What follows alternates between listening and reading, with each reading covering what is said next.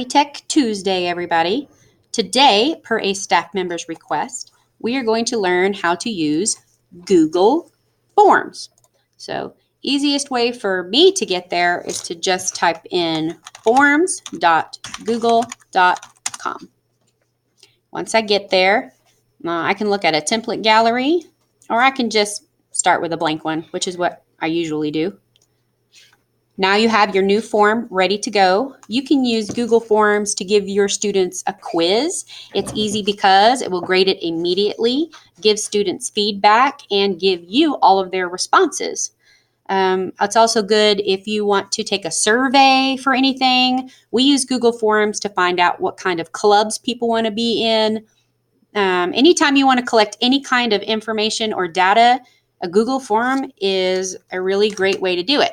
So first thing I do when I open up a Google form is I title it, because it gets really hard to find if it just says untitled form. So we're going to call this Tech Tuesday form. All right. You can put a description in here. This is to help us learn about forms. All right. And then you just start adding questions. You can click this little circle right here, or you can just click right here. First question is usually good if you have, what is your name? Because Google Forms does not record names. It will record an email address, but it doesn't record names. So you gotta make sure that they put their name in there. And of course, I always make that a required question, which means if you check that, they cannot turn the form in unless they answer that question. Okay, and you can delete it here if you want, or duplicate the question if you want. Then just click this circle with the plus sign to add a new question.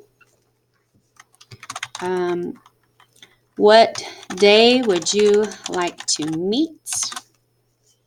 And you can make it a short answer, or you can make it a paragraph, multiple choice, check boxes, a drop-down menu. Everybody knows how to do multiple choice. Let's choose drop-down. So your option 1 would be whatever, 2 o'clock, 3 o'clock, 4 o'clock. So now that drop-down box, whenever the other people take the quiz, then the drop-down box will show those times and they'll pick them. You can add your next question, and that question could be, I don't know, whatever you want. What's your favorite hobby? And then you could make that a paragraph, and then you can add a picture if you want. If you want to put something in to help them with a visual, search whatever you want in Google. Let's pick buttons. Select, and then that picture will drop down. So whenever they see the question, they'll see the visual aid to help guide them. And you just keep adding questions until you're done asking all of your questions. Pick a number, 1 through 10. And you can make that one multiple choice.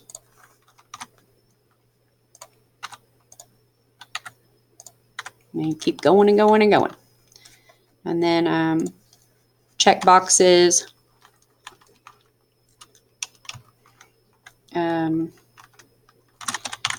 Check your top 3 football teams.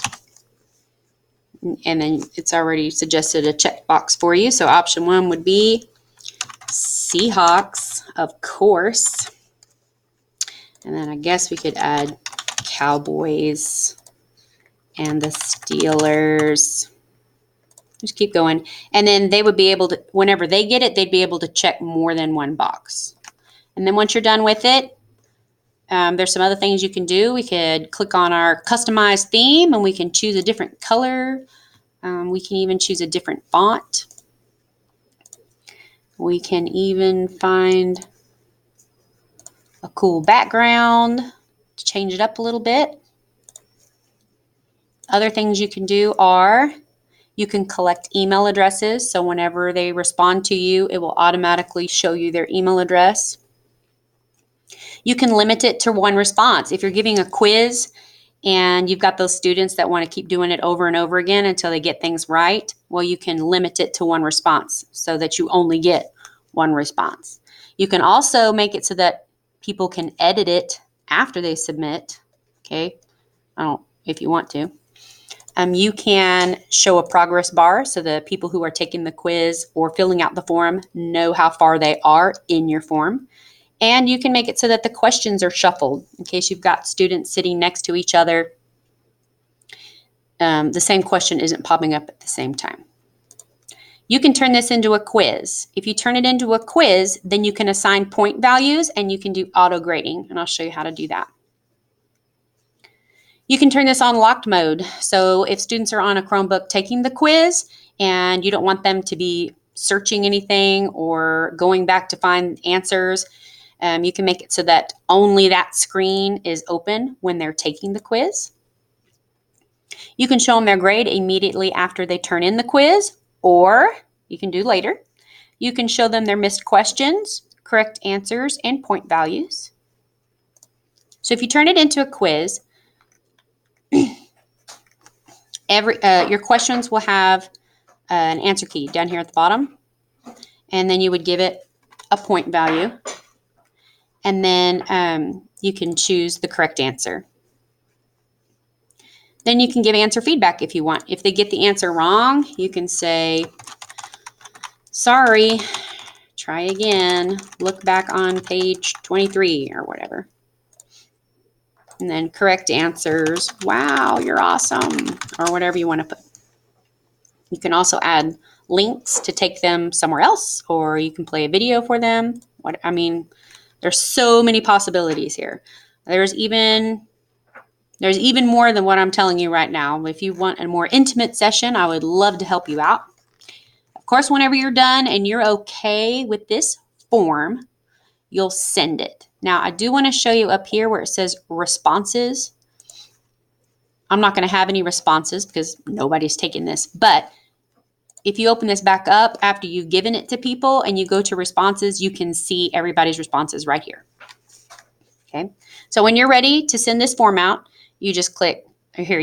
There's your preview button, the little eyeball. And that's what it would look like